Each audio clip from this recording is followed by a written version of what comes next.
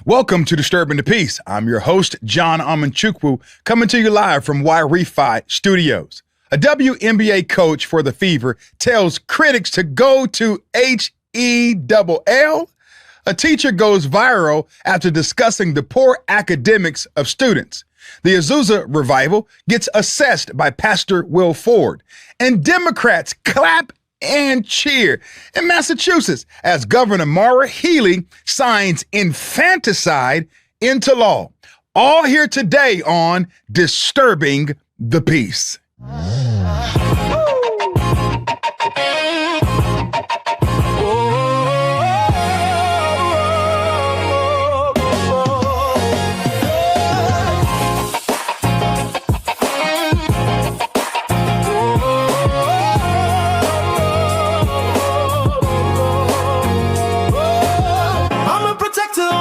From heaven, there's too much at stake to be quiet. Let's disturb the peace. Me and you, let's disturb the peace. With John Amanchukwu, disturb the peace. And now on Disturbing the Peace, I want to bring on my special guest, Pastor Will Ford of East Fort Worth, Texas, where he pastors for Mercy Culture Church, and he's also the founder of 818 The Sign. Pastor Will Ford, welcome back to Disturbing the Peace. Hey, it's an honor to be with you. Hey, it's a joy to have you back on. We have a lot to get into. Listen, Yes, there's sir. a viral clip going around social media of this black teacher who is crying his eyes out because of the lack of performance of kids in his class. They can't even write 2 paragraphs. Take a look at this. I literally broke down in the middle of class because I'm teaching seniors. These kids are leaving high school and going to college, hopefully, after they finish. We had 2 paragraphs to read, 1 sentence complete to write. I gave them the sentence stems. I basically completed the sentence for them in the model. These are 17 and 18-year-old kids, and they couldn't fill in 4 words. Wow. 4 words. I gave them the scenario. We annotated together. I gave them the answers before we even had the problem. And they couldn't do it. I don't know. I simply don't know where the problem is. This is only day 2. And I have seniors who simply cannot read and seniors who cannot write. They cannot write. They can reason. They have the ability to defend their reasoning if it's talking to their homeboy, but applying that to a written text, 2 paragraphs, they couldn't do it. Our young black men, our young brown men, our young black girls, and our young brown girls.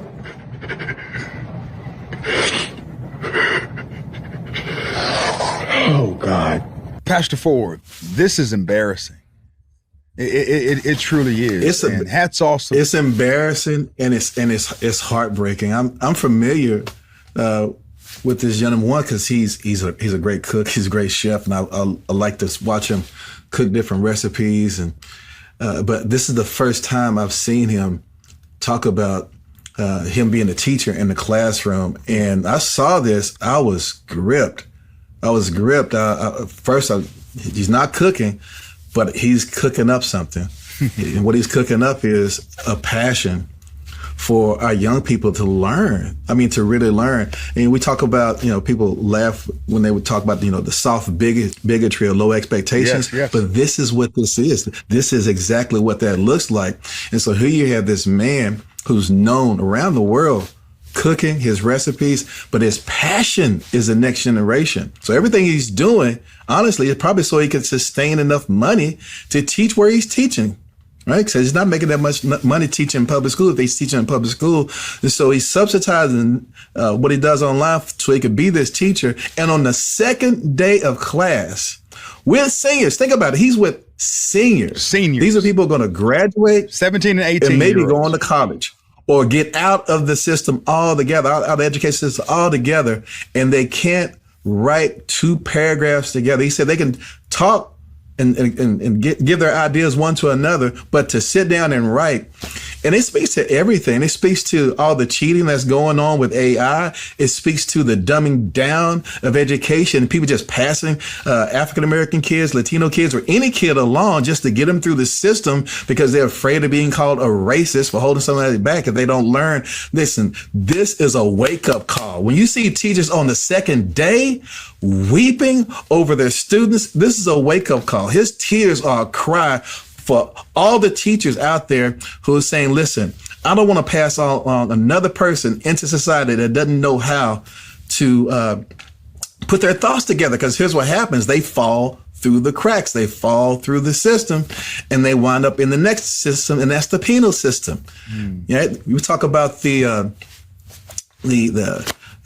pathway, the prison, what they call it, the school to prison pipeline. Yeah, the school to pipeline prison. Yeah, the pipeline to prison. Yeah. And so they look at the 3rd grade reading scores and they look at the special ed population to start forecasting how many prison beds they need to have.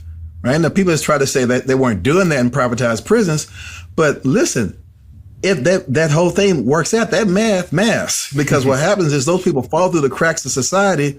And if you can't make it, listen, people go into illicit means and different things and criminal activity in order to try to make it. And they wind up in the penal system. So this is that system. This is what he's looking at. He's looking at his school becoming a pipeline to prison because somebody just kept passing these kids along all this time. They didn't care about them enough to stop 5 minutes to make sure they knew how to read, write, and put together a good sentence. And now here it is 12 years later.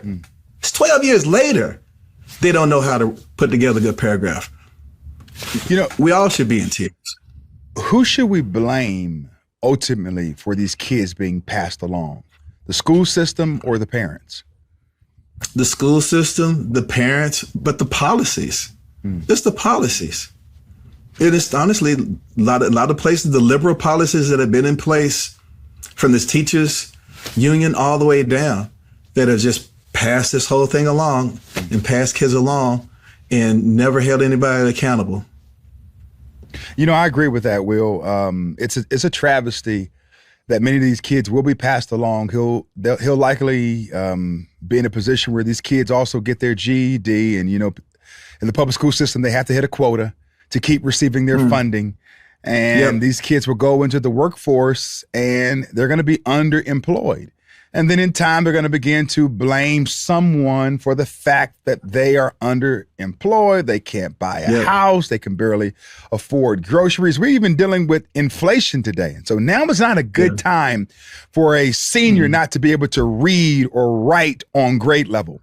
Like you are missing the tea leaves. If you don't understand where we are today as a society, if you're going to school, and many kids do this, they ride to school with headphones on. They get out of the car with headphones on. They walk into class with headphones on. They put a hoodie on their head and they sleep in the back of the classroom. I mean, it makes no sense. I come from an era where if my mother knew that I was sleeping and sitting in the back of the classroom, she would jack me up. Yep, straight up. But today, these things have become common. And so I do think we need to blame the policies. We need to blame the school system. But we need to expect more from parents. Yes. The issue of making sure that kids can read on grade level and they understand sight words and things of that nature, colors and shapes. These things take place in preschool or at home prior to even going to preschool.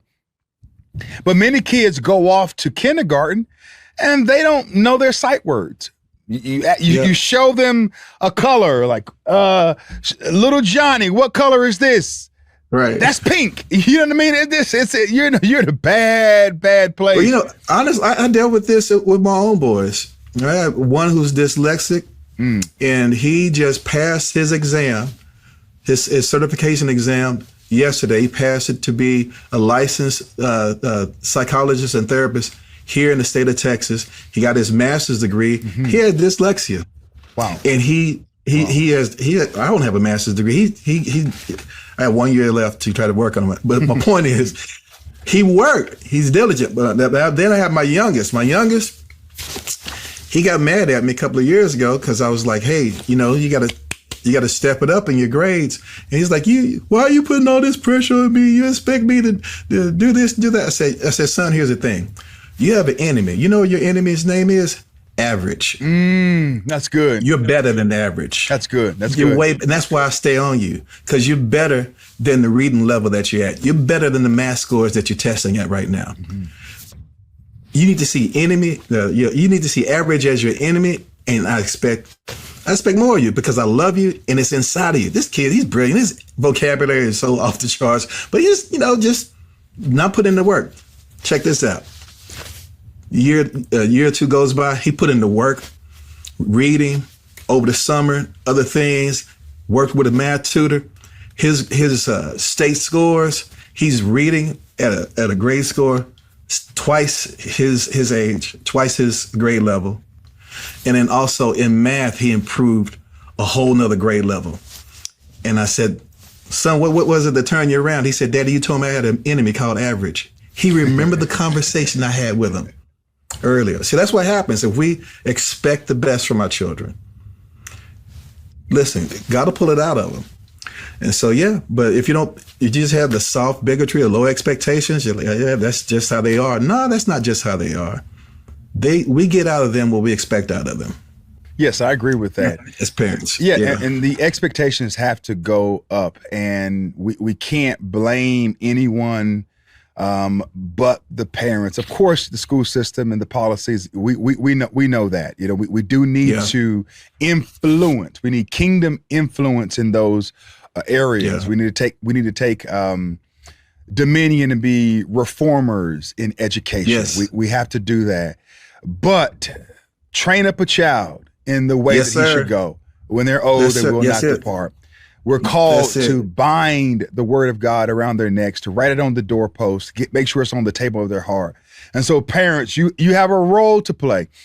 You know, I believe in a 3-pronged system for success: the Christian home, the Christian church, and the Christian school. Yeah. That's 3 legs. All right. You can rest upon that. But the moment you remove maybe the Christian home, you're teetering. All right. The moment you remove the Christian school, you're teetering. You know, and the Christian church is gone. You're teetering. Yeah. There's a 3-pronged system for success, and it needs to be discussed even the more. And so we're talking about many things in this segment, but we're getting ready to transition to a statement and a carousel that you made on social media that has heads turning. You don't want to miss this. Stick around. I'll be right back after this break. Folks, let's face it. If you have distressed or defaulted private student loans, nobody is coming to bail you out. And bankruptcy is not an option. But you can take charge of your situation by contacting YRefi. Can you imagine being debt-free and not living under this burden anymore? The first step is contacting YRefi. If you go to YRefi.com, you can read testimonials from other people who have been where you are and how they've escaped. You can even see what their monthly payments were versus what they are now.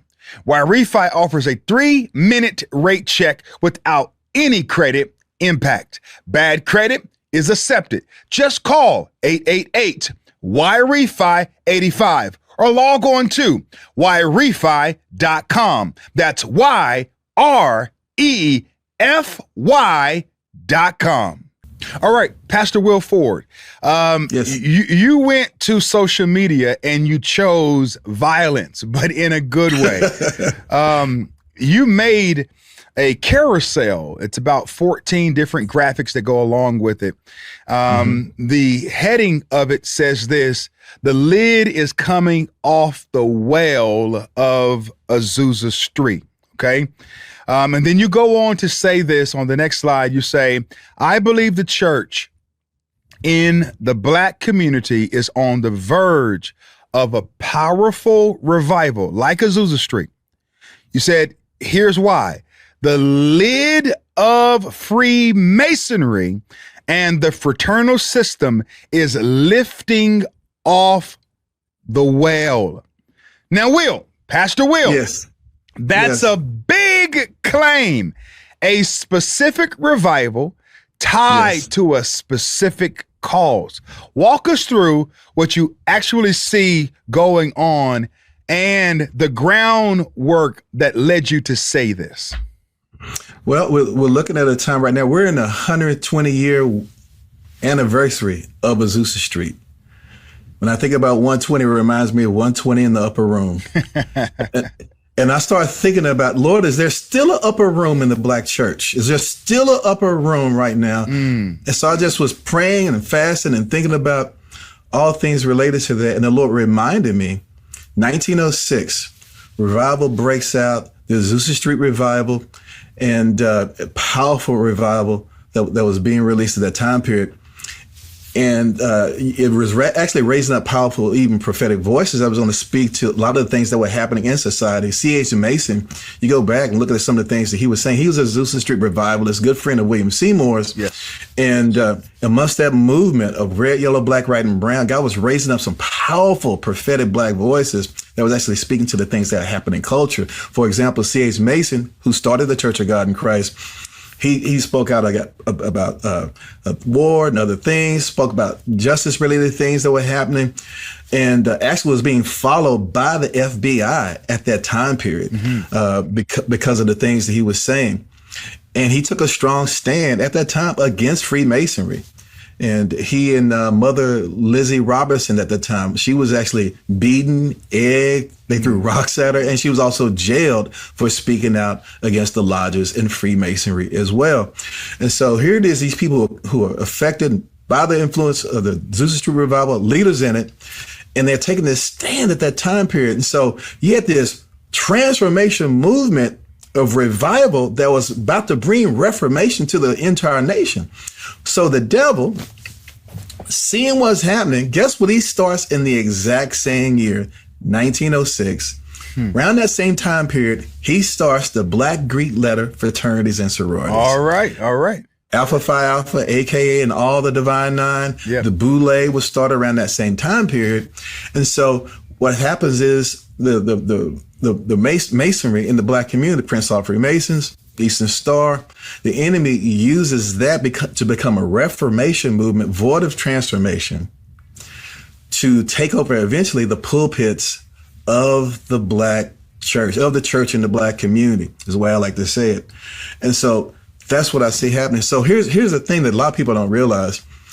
Charles Finney, powerful revivalist during the Second Great Awakening, he used to be a Freemason. He was a Grand Lodge Freemason. He renounced Freemasonry, and before he died, he actually wrote a book against Freemasonry. And here's what he said. He said, in all the places where they repented of two things, revival would just hover over the region. One, when they repented over slavery, and then two, if the churches and the people repented over Freemasonry, revival would just linger over the region. And the glory of God would just settle over whole towns and regions. Why is that? So, Why is that? Why is it? It's because of the idolatry that's there in Freemasonry. By the time this time Freemasons has moved along, now you have the rituals that were placed in it by Albert Pike and Thornton Jackson. They come into play, one for the white community, Albert Pike, but then he shares his rituals with Thornton Jackson, who started Eastern Star and also incorporated Albert Pike's other rituals that he reworked into Prince Hall Freemasonry. So it's the same demonic system that was set up that says that Hiram Abiff is the prototypical savior and not Jesus Christ. And for every person who's part of the lodge, it's about works, about doing enough good works to get into the great lodge in heaven. Listen, y'all, there ain't no lodge in heaven. It's just saints in Jesus. That's right. And you can't get in to heaven by good works. It's only by the work of the cross of Jesus Christ that we're going to get into heaven. But these organizations, they have the altar, especially in Masonry. You join the lodge, and they believe in the fatherhood of God and the brotherhood of man. And there's one God, but there's many ways to get to him. So in their altar, if you're a Christian and you join, you put the Bible on the altar. But if you're Hindu, you put the Bhagavad Gita on the altar. If you're a Muslim, you put the Quran on the altar. So it's this syncretism that comes in. Yes. And what does the Lord say? The Bible says in Exodus, God says, I will have no other gods before me. We think about before, like in terms of importance or something like that. You know, he's talking like a judge. I will have no other God before me, like in my presence. Yes. I have no other God beside me because I have no equals. Right. He's God all by himself. He don't need nobody else, like the old folks used to say, right? That's right. So that's what happens with Freemasonry. You bring this syncretism in, and people join to get the hookup. But what happens? You know, you get the hookup, but the third and fourth generations, they get the devastation that happens by the iniquity that gets passed down, and it puts a lid. So at the worst, it leads to, the level of idolatry can lead you, of course, to hell. But at the least, it puts a lid on your spiritual walk with God. And so, and then you stay in Masonry long enough, you learn that Lucifer is the light bearer of Freemasonry. So all that to say, in the white church, there's been two major times where there's been major repentance over Freemasonry. Second Great Awakening, people were getting out of, listen to this, Pastor John, you'll love this. So many people were getting out of Freemasonry during that time period. They started the first third political party. So at that time, you had the Federalists, you had the Democrats, and then they started the Anti-Mason Party. The Anti-Mason Party actually gave us the current convention system that we use today in both political parties. But except in the Anti-Mason Party, in their conventions, they would preach the gospel, expose the rituals of Freemasonry, give people opportunity to get saved and repent, and then they would elect people to be their representatives. So they actually ran a man for president named William Wirt. He lost. They ran another man for Congress and he won. And so it was this powerful move. So transformation led to this anti-establishment powerful movement. And Finney said in this book, there was this one region where they had 50,000 Masons. And by the time of the revivals and everything, they only had 5,000 left. People were getting out of Masonry at that level. But here's what happens. When the hoodwink from Masonry comes off people's eyes, they begin to see how wicked slavery was. And so the leaders of the Anti-Mason Party become the leaders of the Republican Party. So transformation leads to reformation, becomes this powerful reformation movement. And the Republican Party is that party that takes the strong stand against slavery. Now, we saw that happen. Then also in the white church, we saw another major move where people were getting out of Masonry, and it was in the 90s. In the 90s, there was this show called the John Amanchukwu Show, always talking about the end times and other biblical things. But he had a man come on who was a worshipful master in Masonry, and he renounced, he gets out, and he comes on the John Amanchukwu Show, and he exposed all the rituals of Freemasonry for like several weeks. And many people were getting out in droves. Even the Southern Baptist Convention had to deal with Freemasonry because they had so many tithe-paying members right. who were Masons there in the SBC. And so anyway, there was this major reckoning, but we've never had a reckoning like that in the Black community. How did Masonry get into the Black church? Well, Prince Hall was in the military. It was around in the 1700 time period. He believed to be in the military, but he was part of the military lodge there in Boston. And then at some point in time, the story is that he got out of the military, and when he went to fellowship with another group of Masons there in town, He knocked on the door. They said, "Hey, right knock, wrong color," and they wouldn't let him into the lodge. Are you serious? Yes. And so Prince Hall writes back to England, and he to the Mother Lodge in England to start his own lodge, and he was allowed to start African Lodge 459. But then they said you didn't pay your dues, so they lied and maybe said that they didn't receive the dues. So he said, "Okay, you know what? We'll just start Prince Hall Masonic Lodge." And they said, "Well, you're not really a real lodge," but they said, "We're going to do it anyway." So he meets up with Richard Allen in Philadelphia. So who is Richard Allen? Richard Allen, powerful revivalist. They're in Philadelphia. He and his good friend Freeborn Garrison, who was a white slave owner with his family, he gets saved in the Great Awakening, and he sets all his slaves free. Freeborn Garrison starts preaching the gospel all around the country, and he preaches the gospel in Delaware, where Richard Allen is a slave. Richard Allen gets saved. Richard Allen gets saved. Freeborn Garrison comes back, preaches the gospel to Richard Allen's slave master. He gets saved, and he sets Richard Allen free. So Richard Allen and Freeborn Garrison, with black and white, went as circuit riders preaching the gospel all around the colonies. Powerful stuff is going on there, right? So then they're in Philadelphia, you had black and white together in church. It's called St. George's Church there, Methodist Church. And the blacks would sit in the balcony and the whites would sit at the bottom. It was great.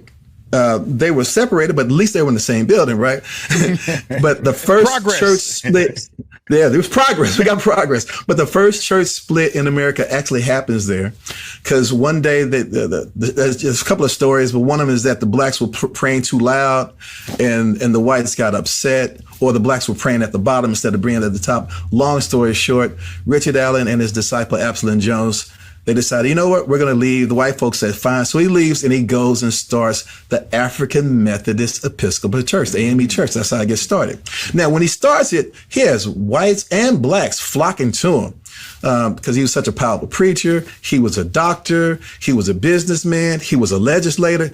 Richard Allen was brilliant. He also spoke in tongues, but that's another subject for another day. But anyway, but one day, the Methodist Church decides to sue Richard Allen for the building that he had, not because it was owned by the Methodist Church, but because he was saying he was a Methodist. They were claiming his building. They took him to court. Richard Allen appealed it, and he lost, and he had to pay them $10,000 for a building they didn't own that he owned. And you know what he did? Brilliant man, came up with the $10,000 because he was a hard worker and a brilliant just entrepreneur, came up with the $10,000 and paid them for a building that they didn't own. So imagine he's gone through this with his white brethren, and then he meets Prince Hall, who's gone through it as well. And so he becomes a Mason and allows Prince Hall to start. What do you think united them other than the secret society? The thing that united them was the pain. The pain. They both experienced gone through gross racism. Yeah, that they were united by hurt. This is what I believe. I think that's one thing that connected them. So he becomes a Mason, Prince Hall Freemason, and he allows Prince Hall to start his second Masonic lodge out of Mother Bethel in the AME Before you Church. move too far past this point, I think this is a good area to really dig in to personal application. You mentioned that they were united in the pain, united in the hurt. It's imperative that people who are listening to this episode, that you are mindful that when you go through hard seasons, be careful who you link up with. Exactly. You could be at your lowest point, and there's people who are as low as you or even lower. You'll find yourself uniting, as you stated, in the pain. Yes. Only to find yourself drifting further away from God, which is clearly what happens here, right? And that's what happens. So even today, in where this Mother Bethel there in Philadelphia, they have a stained glass window with the compass square and the G in there and the whole thing, because they're acknowledging that their connection. So that's how Prince Hall Freemasonry gets into the black church. And in the AME church and many black community denominational churches, you're not going to move up in the church unless you are you're part of the Masonic order, or you're a member of the Greek letter fraternities and sororities.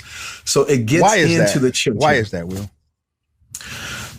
It gets back to what I believe will happen with Azusa Street. The enemy saw this transformation movement that was about to become a Reformation movement to heal society.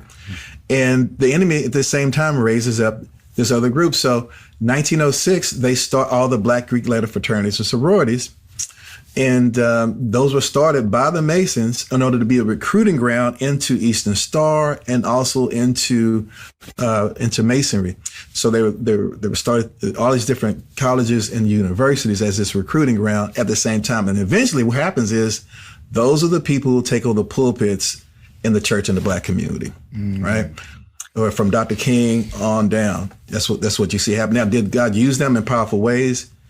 Yeah, in spite of him. But what could he have done if they had cleansed themselves from all unrighteousness? What could God have done, not in spite of them, but because of them? If they had walked in holiness, if they had walked in purity, if they walked without syncretism, they had no other fidelity except to Jesus Christ in him alone. What could God have done during that time period?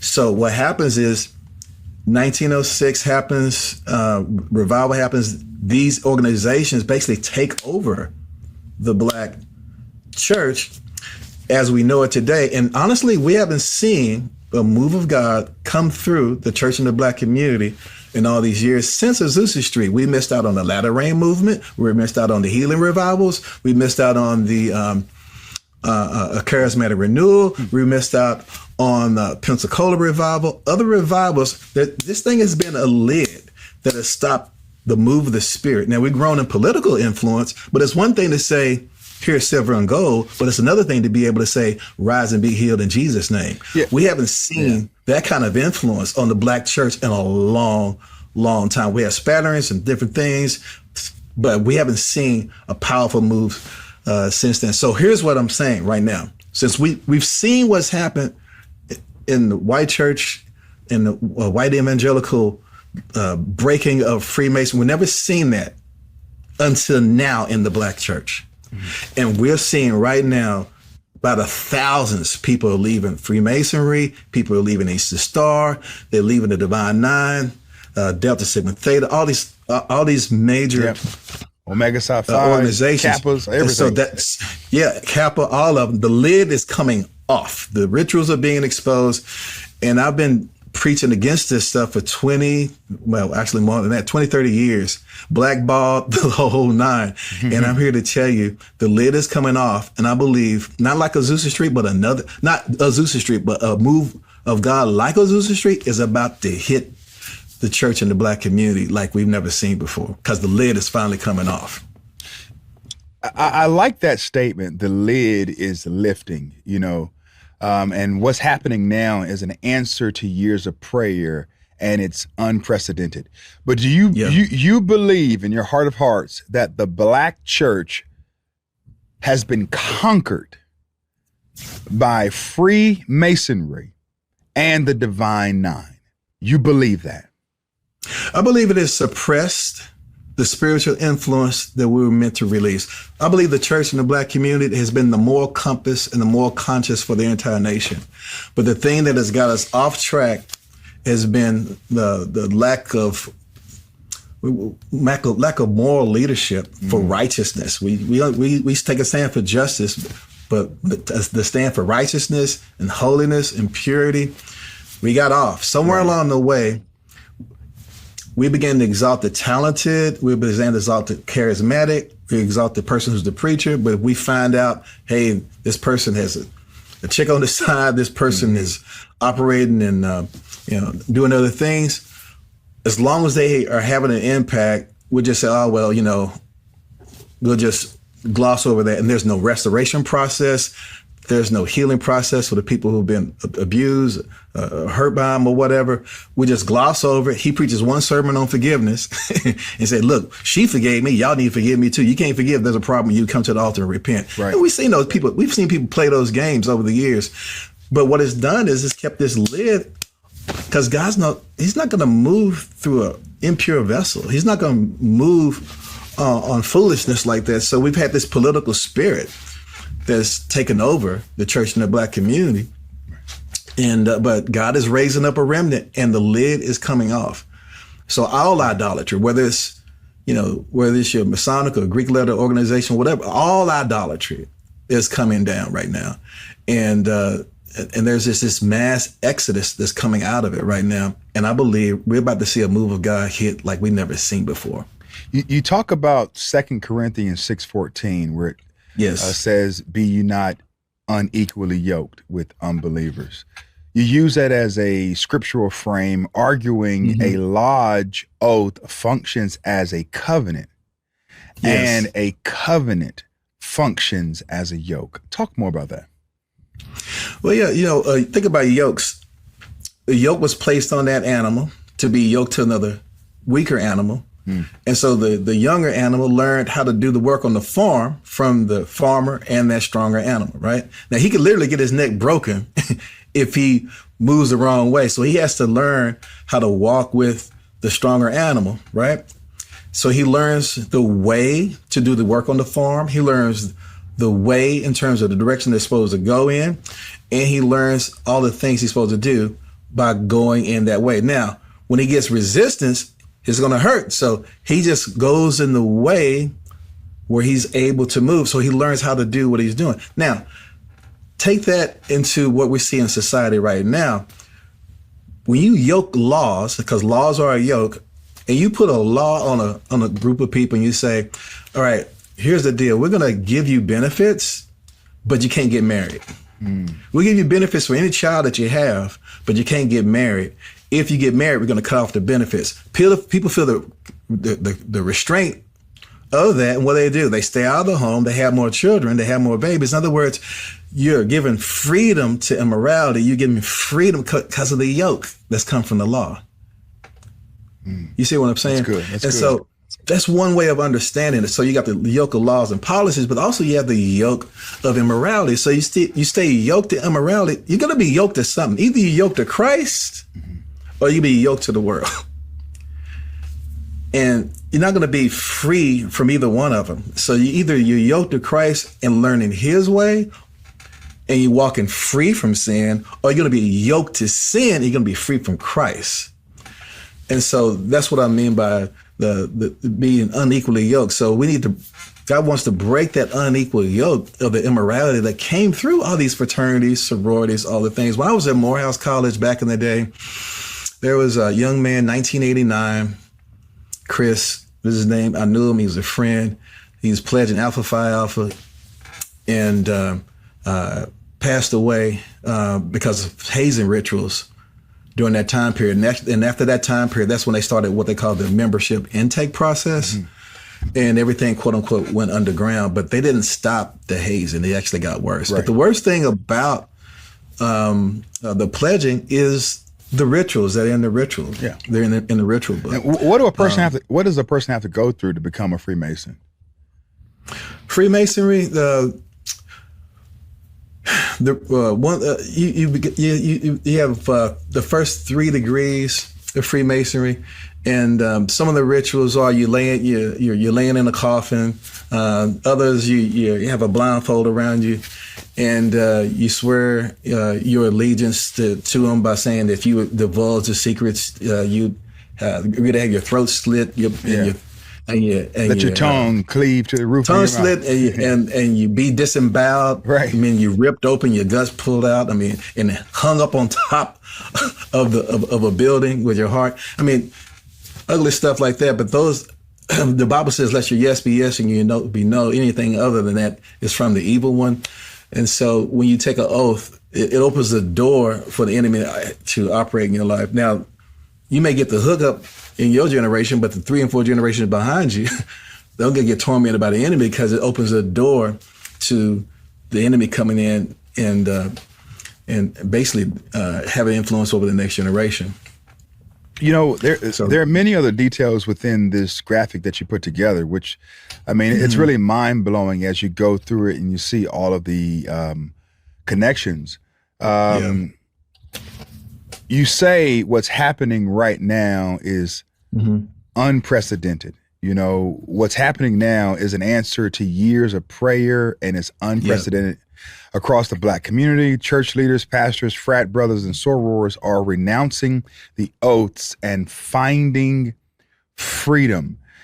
So for these people who are now, I guess, having this new epiphany about what Christ demands of us, because it's amazing, because many of these people, as you just eloquently so stated and addressed, they were pastors and preachers who were doing this. Yes. And so you have pastors and preachers setting up this hierarchy of secret societies within God's church. Right. But some of these people are now coming to the newfound idea that, you know, this is unbiblical, this is ungodly. Where is that coming from, and how can we lean in more on that? Because I know I create a lot of content talking about the Divine Nine and interviews and things of that nature. We've talked about it before. I'm having you on today for that express purpose to open up more eyes. But do you think that many of these pastors and preachers ultimately had reprobate minds? I don't think they had reprobate minds. They just wanted to belong. This is a human need for belonging and wanting to move up in society, wanting to move up in culture, and thinking, you know, if I do this, I can join this. My father was part of it. My uncle was part of it. And this is going to be a tighter bond between them and my friends. But the hazing is one thing. I talked about how horrible that is. There have been several young people over the years that, you know, been killed because of hazing. Yes. But honestly, the most powerful thing that yokes them is the actual ritual book. And tell this quick story, and y'all decide whether or not y'all want to keep it or not. But there was a young man came to me. He was at Ohio State University, and he heard me give this teaching, and he started slinging it like he started slinging my DVD like crack all over Ohio State University. And I got a chance to talk to him. He said, "Yeah, I was the dean of pledges and president of Omega Psi Phi at Ohio State University." And he said he joined because his father was, you know, Mason and an Omega, but he felt empty once he joined, and he gave his life to the Lord. And he said, "God, I'm going to change this organization by bringing you in it." And he kept having dreams, and the Lord showed him, "No, the only way you're going to change this is by getting out." Wow. So that's a word. So he said he was sitting with some people who were want to get initiated and come into Omega there on the yard there, and his frat brother was there. He said, "Well, you know what, let's stop and pray before we do anything else today." So they start praying, and his frat brother starts speaking in tongues, and it sounded all cool and spiritual. But he heard his frat brother say in plain English, "I am the master of my fate. I'm the captain of my soul.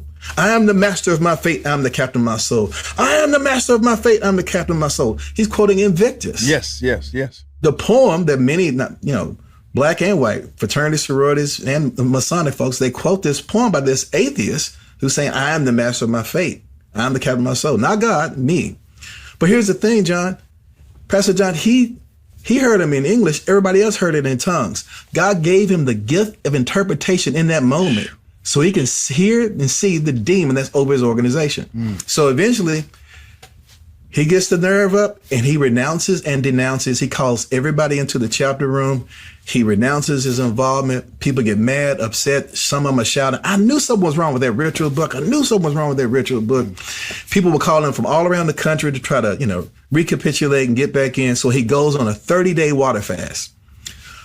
He goes on this 30-day water fast, and on the last day of the fast, he's wide awake, and all of a sudden he sees black smoke coming out of his mouth. And it forms into the shape of a woman with hair draped over her face. And he said, "Lord, what is that?" And the Lord said to him, "That's the demon that's over your organization. I've just set you free from it, and I'm going to use you to set other people free." So then he sends me a copy of the ritual book. And then on page 20 of the ritual book for Omega Psi Phi, it says, we commit ourselves to Omega and her cause. So we're not talking about the God of the Bible. Then he sends me Then he sends me the 1968 ritual book. And in the 1968 ritual book, of course, they change it from time to time, but in this ritual book from 1968, it says every initiate is to take their initiation ring and place it on their wedding ring finger and say, unto Omega Psi Phi, I thee wed. So they wind up marrying the demon. Wow. That's over the organization. And so with them and a couple others, either they personify the name of the organization so it becomes a personal being, or they actually worship a Greek god or goddess, like the Deltas with Athena Minerva, as well with Phi Beta Sigma. Athena Minerva is there covering their protection. All these things. So, and they think these are legends and myths, but in Acts 14, what does it say? It says Paul is there, he prays for a man, the man gets healed, and the priest for the temple of Zeus comes out and builds an altar to him. They say, don't do this thing, we're just mere men. Then they basically try to kill him. Why? Because they believe that Paul is literally a Titan, and Titan is a Greek god that's come down in human flesh, like the movie, the Marvel movies, right? When you see Thor, right, he comes in human form, that's a Titan. They think they're Titans. They call Paul Zeus, and they call the other one Hermes because he was so eloquent. But my point is, that's how much they believe these things. Why? Because they went into those temples to worship. This wasn't myth for them. This was religion for them. People worshiped at the Parthenon and worshiped the temple, the statue of Athena, right? So all that to say, these are not legends and myths. These are demons looking to operate through people. You know, one of them, I think, is Alpha Phi Alpha. They eat food sacrificed to the gods. You know, mostly noodles or whatever. But it's stuff. No, in the Bible it says, don't eat anything sacrificed to an idol. You know, to the enemy. So anyway, all that to say, this thing is way more spiritual than they realize. The enemy has used it to put a lid on the Black community and the Black church, and but now there's a jailbreak happening in the spirit realm. People are getting out. The power of God's getting released, and we're stepping into a move of the spirit. That, listen, it's been 120 years. God's given us another upper room opportunity. If we'll seize this opportunity to fast and pray, we're going to see a move of the spirit in the church and the Black community like we've never seen before. Pastor Will, you also connect this to abortion, which was an interesting connection as well. Share more about that. Well, we know that Margaret Sanger, she's the founder of Planned Parenthood. She started an organization called the Birth Control Review. And she had a donor named C.J. Gamble. C.J. Gamble was part of the eugenics movement. Eugenics is just a sophisticated name for racism, y'all. Yeah. So, eugenics believe that food supplies grow arithmetically, populations grow geometrically. So they feel like at some point in time, the people who quote unquote deserve to be here won't have enough food and supplies to go around. So let's get rid of the quote unquote dysgenic bad gene people, weed them out so that the good gene people can stay around. So it's population control and all those things. Who are the good genes? Who are the bad genes? Yeah. The good gene people were, of course, the white people, the white upper class people. Right. Keep that in there. But the bad gene people were, Jews, Black people, and deformed babies, anybody who had a malady or whatever. So all that to say, that's what they believed, and that's what they were about. So C.J. Gamble and her decided to do this thing called the Negro Project. Negro Project was this thing where they would do tent revivals, and they would get the white pastors to invite Black pastors in to try to unite the community. But before the Black church could go into the revival tent, they had to first go into Margaret Sanger's tent. And they would talk to them about sterilization and birth control and why they need to have less children. Now, a lot of the Black pastors found out what was going on. It's like, nah, this is population control. I see what you're trying to do, and trying to weed us out of society. So C.J. Gamble and Margaret Sanger decided, hey, let's get Black people to be our representatives in this. And Margaret Sanger, in her December 10th, 1939 letter to him, she said, we don't want word to get out that we want to annihilate the Negro race. Therefore, the Negro minister is the one who can dissuade the more rebellious members should they find this thing out. End of quote. Now, I found it out, you found it out too late, right? Right. But the thing is, she says that, so she decided to go and get the Negro ministers who would agree with her. Now, During this time period, Pastor John, they literally had what they called eugenic sermon contests. So if you could write a sermon that supported eugenics, they would pay you up to $500 to $1,000. We're talking about the 20s and the 30s. This is amazing. Yeah, and so people would write eugenic sermons to be part of this process and all the things. That's why I'm careful about how I talk about generational blessings and generational iniquities, because Jesus in Galatians 3, he became the curse for us. It says, curses he who hangs on a tree. He broke the power of the curse. So yeah, things do get passed down generationally, but when it hits the blood of Jesus, that bad boy stops. Yes. So we got to be careful how we talk about generational blessings and curses, because the eugenics movement used that to substantiate getting rid of people. So for example, the eugenics movement believed that your just like eye color was inherited and hair color was inherited, they believed that in the same way, poverty and crime were inherited traits. That's crazy. And so they believe that. So they would just discard whole people. If your mama was, a criminal or stole something one time, well, that means that you're going to be like that too. Now, you grew up in an environment like that, that's one thing, but those things aren't genetically passed down. And that's what the eugenists believed back then. So all that to say, they decided, let's get Black people to be part of this. Now, you would be surprised to hear some of the things that these folks said. I'm going to read you some of the things. Now, Margaret Sanger had a newsletter that she sent out during this time period, and it's called the Birth Control Review. And some of these Black elite leaders would write for her who were eugenists. They were part of the eugenics movement. And they had back then you hear the teaching, the talented 10th, right? Yes. The talented 10th Black upper echelon leaders need to be the one to be the spokesman for the 90% underneath us. But many of them had, the way they looked down on the Black underclass, it's telling. So let me read you something. This was in Margaret Sanger's Birth Control Review. And this was a letter actually sent to her. She said this, the lady who wrote this said this: if then I may summarize, I'll try to show that Planned Parenthood is equally desirable for all races, that the Negro stands in a most unfavorable position in public health picture in America, that certain objections to the program must be recognized, that the progress in accepting the program far outweighs the obstacles encountered, and that the future program should center around more education in the field through the work of professional Negro worker. So get Black people to be leaders in it, because those of us who believe that the benefits of Planned Parenthood as a vital key for the elimination of human waste, stop. What person is human waste? Yes. But here's the thing, Pastor John. She didn't say that. You know who said it? Dorothy Farabee. Dorothy Farabee was a medical doctor, and she was a leader over the Alpha Kappa Alpha sorority incorporated. She said that. Now, let me give you another one. This one says, it calls for a more liberal attitude. Now, this was in Margaret Sanger's newsletters that was sent out.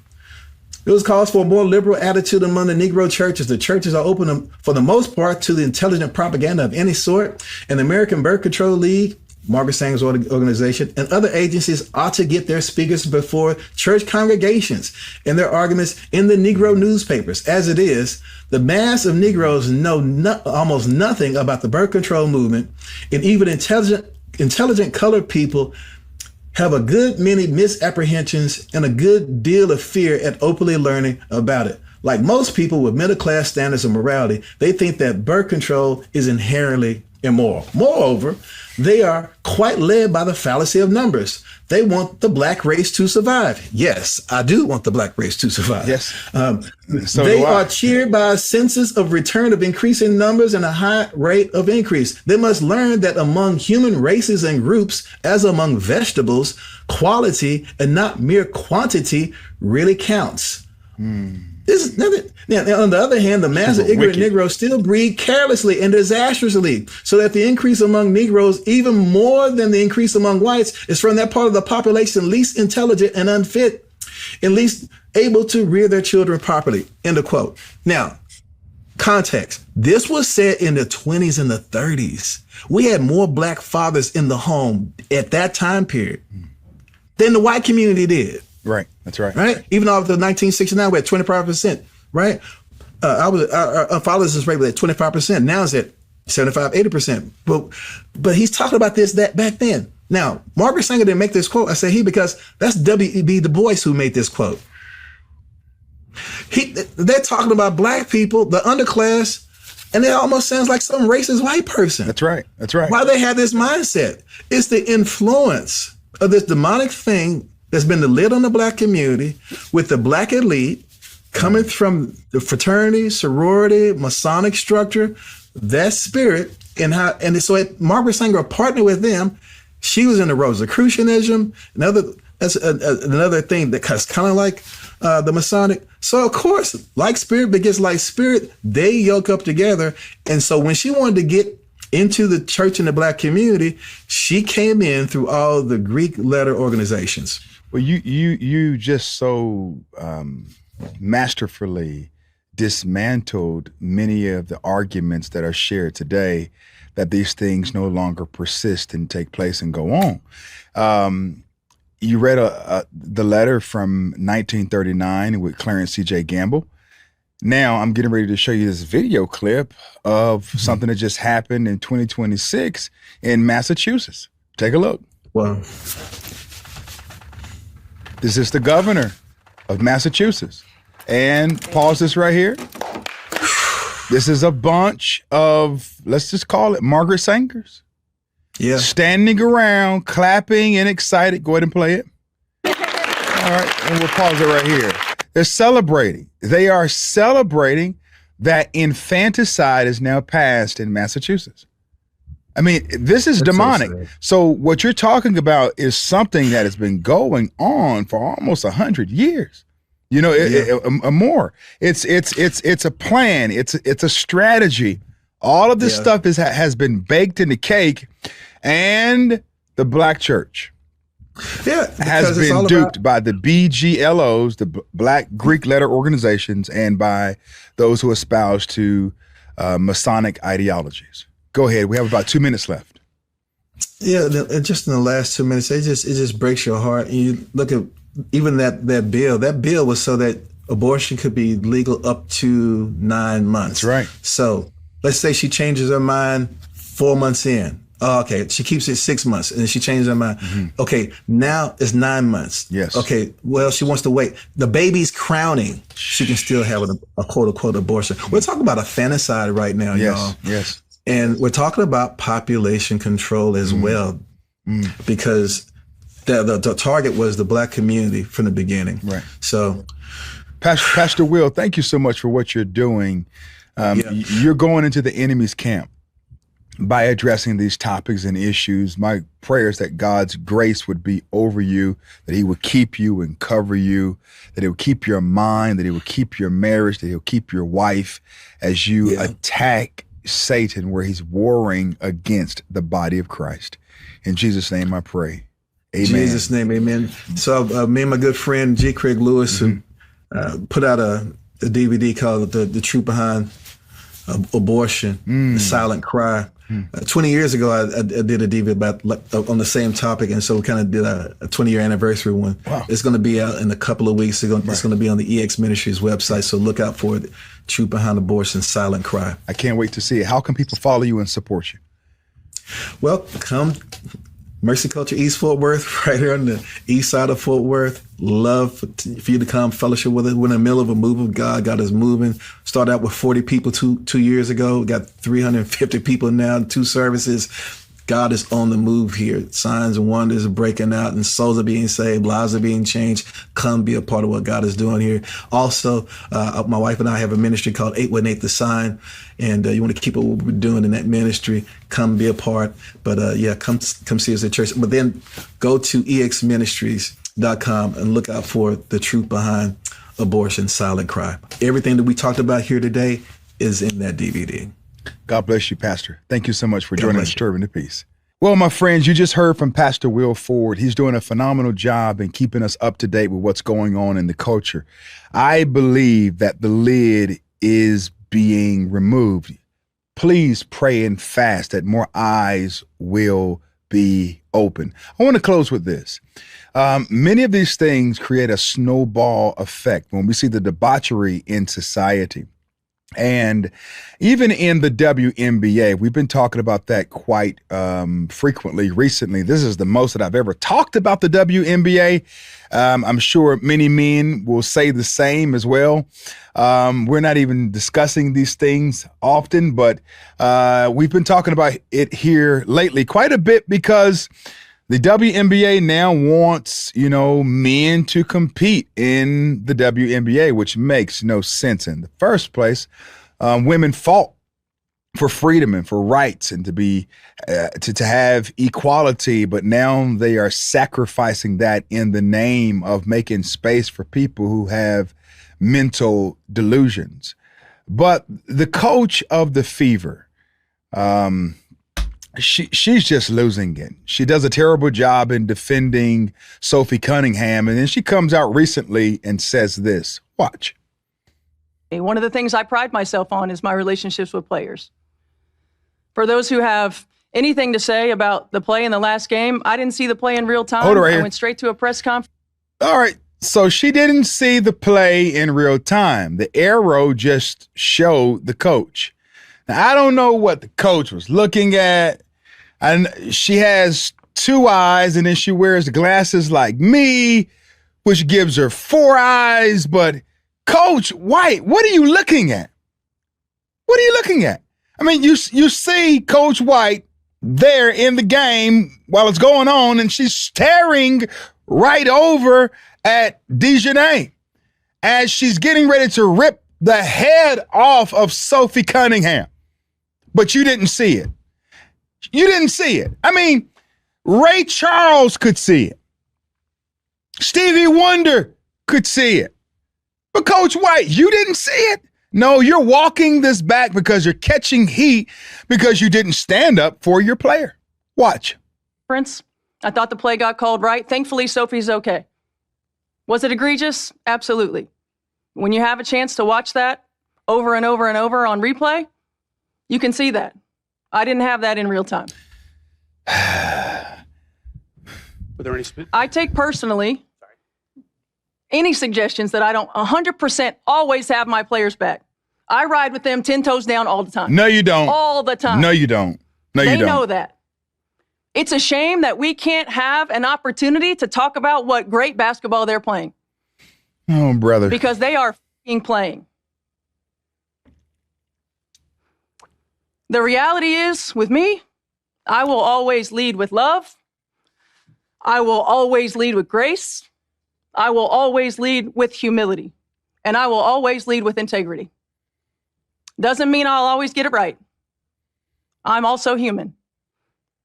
The hate, the fear-mongering, the divisiveness, the stuff that's trying to hijack our league will not win. Hold it.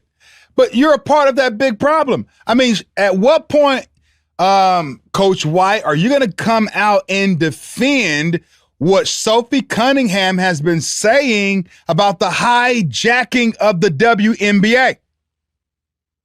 When? You're Mrs. Tough Gal, okay? You can use all of these expletives, and she's getting ready to cuss everybody out at the end. But yeah, you're tough, you're mighty, you can pound your fist, but when are you going to protect women? You talk about riding 10 toes down for your girls, but when are you going to make a statement that says, no, if you have a penis, you should not compete in the WNBA? I'm calling it out. Watch. It won't win. We are united. We are connected. We will not be divided. Every day, these women put their on the line. All right, more cursing. Every day. When they go low, we go high. Love will win. Kamala Harris. Grace will win. Humility Who said will that? win. Was that no? That was Michelle Obama. I'm sorry, Kamala. Michelle Obama said that. I will always stand by them. Everybody else can go to hell. everybody else can go to HE double hockey sticks and you walk out, you storm out, you cuss everybody out, you quote Michelle Obama, who, you know, at the end of the day, she has no issue with men competing in women's sports. She doesn't. I'm gonna be nice here and leave it at that.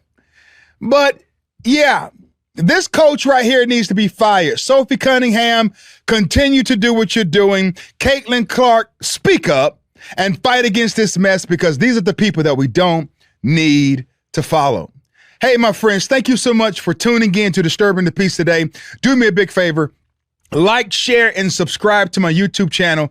Set your notifications so you know when I am going live. And below in the comments section, let me know, am I right or am I wrong? Am I weak or am I strong? God bless you, my friends, and God bless America. Take care.